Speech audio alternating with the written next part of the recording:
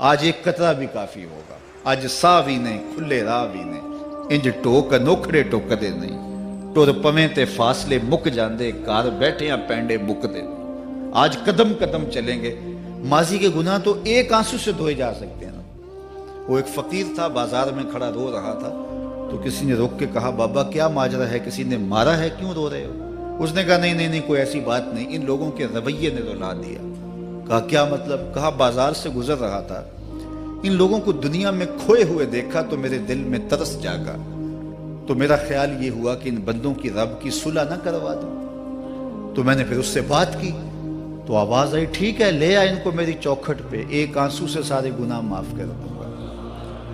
میں بڑا خوش ہوا، میں ان سے بات کی، یہ الٹا میرا مذاق اڑانے لگے، جا بابا کام کر، تجھے کیا پتا دنیا داری کیا ہوتی ہے۔ تو وہ تو مان رہا تھا، یہی نہیں مان رہے، تو مجھے ان کے رویے پہ رونا آ رہا ہے۔ وہ کہتا ہے میں بخشنے پہ آمادہ ہوں، ہم تو مائل بکرم ہیں، کوئی سائل ہی نہیں، راہ دکھلائیں کسے، راہ رب منزل ہی نہیں، جلوائے طور تو موجود ہے، کوئی موسیٰ ہی نہیں۔ وہ تو کہتا ہے میں معاف کر دوں گا، لیکن یہ عجیب ہے کہ یہ آمادہ ہی نہیں ہے، یہ مان ہی نہیں رہے۔ تو مجھے ان کے رویے پہ افسوس آ گیا، ان کے رویے پہ رونا آ گیا، اس لیے میں رو رہا ہوں، ورنہ نے مجھے مارا نہیں، کوئی تکلیف نہیں پہنچائی۔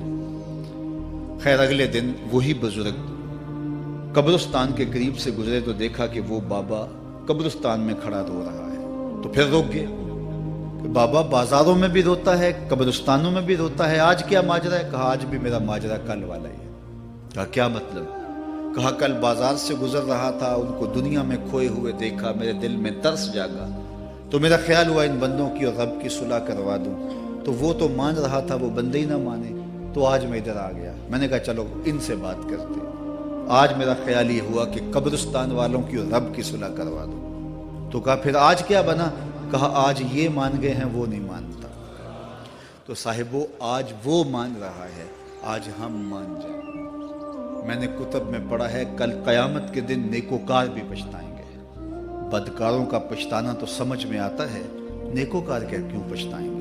جب اپنے اچھے اعمال کی جزا دیکھیں گے تو پچھتائیں گے، جو چند لمحے ضائع کر دیے وہ بھی کیوں ضائع کر دیے۔ قیمتی زندگی ہے، یہ ٹوٹتی سانسیں، ان کی قدر کیجیے۔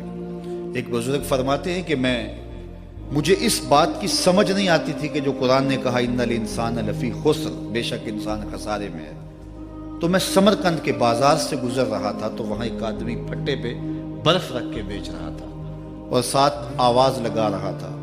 آج کل تو یہاں وہ پاپڑ بیچنے والے بھی کوئی آواز لگاتے، تو وہ برف پھٹے کے اوپر رکھ کے بیچ رہا تھا اور ساتھ آواز لگا رہا تھا۔ آواز کیا تھی؟ ارحمو ارحمو الا من یذوب راس مالہ، او گزرنے والوں میرے پہ ترس کھاؤ، میں ایسا تاجر ہوں جس کا راس المال پگھلتا جا رہا ہے۔ چونکہ یہ جو برف ہے ایسا سودا ہے جو گاہک کا انتظار نہیں کرتا۔ آپ کپڑا بیچتے ہیں، آج گاہک نہیں آیا، ہو سکتا ہے کل دعانے مہنگا بیچ لیں۔ آپ پیٹرول بیچتے ہیں، ہو سکتا ہے کہ کل پڑا 6 روپے اوپر چلا جائے، آپ کا لاکھوں کروڑوں کا فائدہ ہو جائے۔ لیکن آپ اگر برف بیچتے ہیں، آج نہیں بکی تو کل برف ہی نہیں ہوگی۔ تو وہ سل پہ برف بیچ رہا تھا اور ساتھ لوگوں کو دہائی دیتے ہوئے کہہ رہا تھا او لوگو میرے پہ ترس کھاؤ، مجھ سے برف لیتے جاؤ، میں ایسا تاجر ہوں جس کا راس المال پگھلتا جا رہا ہے۔ تو کہتے ہیں جب اس نے یہ آواز لگائی نا تو میرے قدم رک گئے اور میں اس کے قریب چلا گیا اور میں نے کہا کہ مجھے ان الانسان لفی خسر کا ترجمہ سمجھ میں آ گیا۔ جس طرح تیری برف پگھلتی جا رہی ہے، میری زندگی پگھلتی جا رہی ہے، اور اگر تو اب برف وقت پہ بیچ لے، ان پگھلتی برف کو تو درہم کے بدلے، دینار کے بدلے، پارچہ جات کے بدلے، جنس کے بدلے فروخت کر لے تو فائدہ ہو جائے گا، 4 آنے تیرے ہاتھ لگ جائیں گے۔ اور میں بھی ان سانسوں کے بدلے درود پڑھ لوں، ان سانسوں کے بدلے سجود کر لوں، ان سانسوں کے بدلے قیام کر لوں، کسی دکھی کے سر پہ ہاتھ رکھ دوں، کسی پریشان کی پریشانی دور کر دوں تو میری سانسیں کام آ جائیں گی، ورنہ یہ ٹھہریں گے نہیں۔ سوئے ہوئے ہوں تو پھر بھی سانسیں ٹوٹ رہی ہوتی ہیں۔ تو ہم کتنی جلدی موت کی طرف بڑھ رہے ہیں، تو زندگی کتنی مختصر ہے اور ہم کتنے بے پرواہ ہیں۔ آنکھیں اس وقت کھلتی ہیں جب آنکھیں بند ہوتی ہیں، لیکن کیا فائدہ اس وقت کا؟ آج کا پچھتاوا کل کی بہتری کی ضمانت ہے، اور آج کے پچھتاوے سے کل کی زندگی کی خوبصورتی نصیب ہو سکتی ہے۔ اس لیے یہ ڈھلتا ہوا سورج، یہ دیکھیں ابھی جب داخل ہوئے تھے تو سورج ابھی سر پہ تھا، لیکن اب سورج درد غروب سے زرد ہو چکا ہوگا اور چند لمحوں کے بعد وہ نگاہوں سے اوجھل ہوگا۔ میاں صاحب بھی بولے کہ زندگی تیری جو ہے ڈوبتے سورج کی طرح ہے، ڈیگرتے دن گیا محمد اوڑک نو ڈوب جانا۔ تو یہ میں اور آپ لمحہ لمحہ موت کے قریب ہو رہے ہیں۔ اس سے قبل کہ وہ وقت آئے کوئی حجت باقی نہ رہے، مجھے اپنی زندگی کو، آپ کو اپنی زندگی کو اللہ اور اس کے رسول کی چوکھٹ پہ حاضر کر دینا ہے۔ ہمارے میزبان محترم نے کہا والدہ ماجدہ کی بابت، تو آج ان کے اصالِ ثواب کے لیے میں اور آپ جمع ہیں۔ ایک وقت ہمارے اوپر بھی آنے والا ہے کہ لوگ ہمارے لیے جمع ہو رہے ہوں گے۔ یہ وقت تو آنے والا ہے، اس کے تو چھٹکارا نہیں ہے، اس سے تو خلاصی نہیں ہے، کوئی بھاگ سکتا نہیں ہے، موت سے تو فرار نہیں ہے۔ تو آج وہ نہیں ہیں، لیکن ان کا سعادت مند بیٹا ان کی یادوں کے چراغ کو روشن کیے ہوئے ہے۔ ورنہ میں ایسے بیٹے بھی دیکھے ہیں جنہوں نے اپنی سکی ماں کا جنازہ نہیں پڑھا۔ آپ کہیں گے کوئی ایسا بد نصیب بھی ہو سکتا ہے جنازگاہ میں گیا ہے لیکن وہاں جا کے کھڑا رہا ہے، جنازہ نہیں پڑھا۔ آپ کہیں گے کہ ایسا بد نصیب، میں نے کہا ایسے بد نصیب آپ نے بھی دیکھے ہوں گے۔ یہ کون سے بد نصیب ہیں؟ یہ وہ بد نصیب ہیں جنہیں جنازہ آتا نہیں، ساری زندگی لوگوں سے فراڈ کرتے ہیں، اور جب اپنی ماں مر جاتی ہے، اپنا باپ فوت ہو جاتا ہے، تو یہ فراڈ پھر وہ اپنی ماں سے بھی کرتے ہیں، اپنے باپ سے بھی کرتے ہیں۔ مجھے بتاؤ کتنا بد نصیب ہے وہ بیٹا کہ جو اپنی ماں سے، اور وہ بھی مرنے کے بعد فراڈ کر رہا ہے، اور اپنے باپ سے وہ بھی مرنے کے بعد فراڈ کر رہا ہے۔ اور کتنا خوش نصیب بیٹا ہے کہ جو روزانہ اپنی ماں کے لیے دعا کرتا ہے۔ اور میں کہتا ہوں اگر بیٹا نمازی ہوگا، بیٹی نمازی ہوگی، اہتمام سے دعا نہ بھی کرے، دن میں کتنی مرتبہ کہے گے ربنا اغفر لی ولوالدی، اے اللہ مجھے بھی بخش دے، میری ماں کو بھی بخش دے، میرے باپ کو بھی بخش دے۔ اور جب بندے ہاتھ اٹھا کے دعا مانگتے ہیں اللہ خالی ان ربکم حیی کریم یستحیی من عبدہ اذا رفع یدیہ ان یردہما صفرا، تمہارا رب حیا کرنے والا سخی ہے، کریم ہے۔ بندے جب اس کے سامنے ہاتھ اٹھا کے دعا مانگتے ہیں، اللہ فرماتا ہے مجھے شرم آتی ہے ان کے اٹھے ہوئے ہاتھ خالی کیسے موڑ دوں۔ انہوں نے میرے سے مانگا ہے، میں بھی نہیں دوں گا تو کس در پہ جائیں گے۔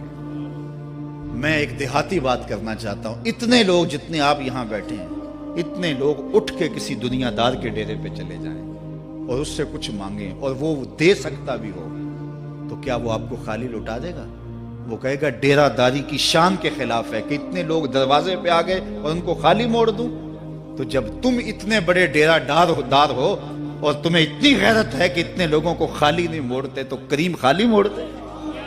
آؤ تو صحیح اس کی چوکھٹ پہ جھولی پھیلاؤ تو صحیح۔ پھر دنیا داروں سے مانگنا ہو تو ان کی زبان میں مانگنا پڑتا ہے۔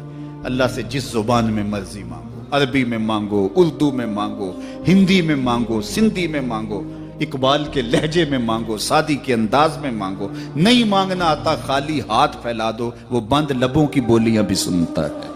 آؤ تو صحیح اس کی چوکھٹ پہ، اپنے ہاتھ پھیلاؤ تو صحیح۔ دنیا داروں سے مانگے تو ناراض ہوتے ہیں، خدا سے نہ مانگو تو ناراض ہوتا ہے۔ اللہ کل ما یابو بکم ربی لولا دعاؤکم، آؤ نا اس کی چوکھٹ پہ، دستے طلب دراز کرو۔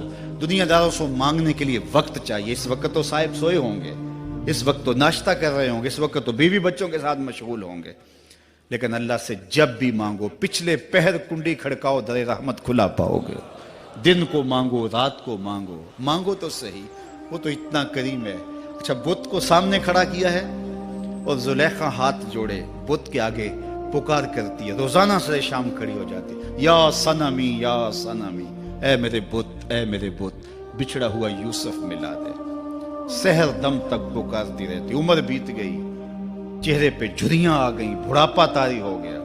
ایک دن رات کا پچھلا پہر ہے، بت کے آگے ہاتھ جوڑے یا صنمی کا وظیفہ پڑھ رہی ہے۔ اچانک نیند کا جھٹکا آ گیا، زباں بل کھا گئی، بولی یا سمادی یا سمادی۔ کہا جبریل جلدی جا، یوسف کے گھوڑے کا رخ موڑ دے۔ یا اللہ تجھے تو نہیں پکار رہی، وہ تو بت کو پکار رہی ہے۔ زباں بل کھا گئی، یا صنمی کی بجائے یا سمادی کے لفظ زبان پہ آ گئے۔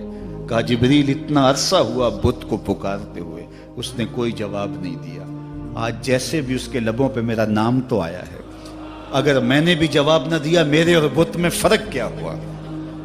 تو آؤ آج کی اس مجلس میں ہم ان کی والدہ کے لیے دعا مانگیں۔ اے عرش کے مالک، ان کی والدہ کو حضور کی ماں کا صدقہ جنت کی بہاریں عطا کر، اور ہم اپنے ماں باپ کے لیے بھی دعائیں مانگے۔ اے اللہ ہمارے ماں باپ کی مغفرت فرما، ماں باپ کی قدر کرو۔ میں نے یہ بھی پڑھا ہے، جو اپنے والدین کے لیے روزانہ دعا مانگتا ہے، والدین زندہ ہوں تب بھی، فوت ہو گئے ہوں تب بھی، روزانہ ماں باپ کے لیے جو شخص دعا مانگتا ہے، ساری زندگی اس کے رزق میں بے برکتی نہیں آ سکتی۔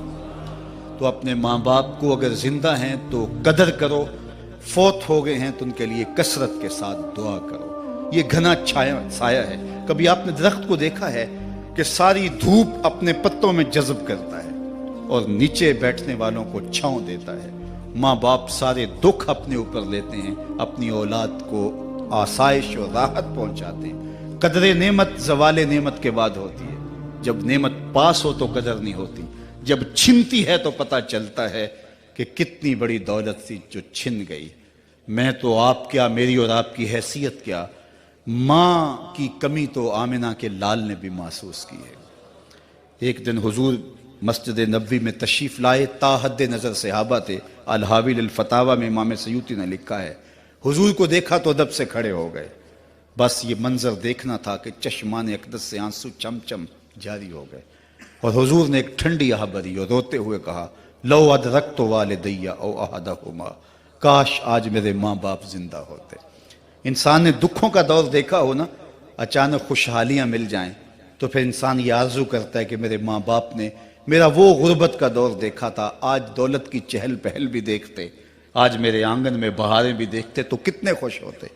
اب حضور جب پیدا ہوئے تھے تو باپ کا سایہ سر پہ نہیں تھا۔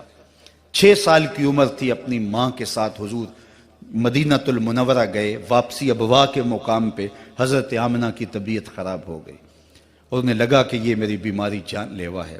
ام ایمن کو بلایا، کہا میرے بیٹے کو بحفاظت امیر قریش تک پہنچا دینا۔ پھر خود حضور کے سر پہ ہاتھ رکھا۔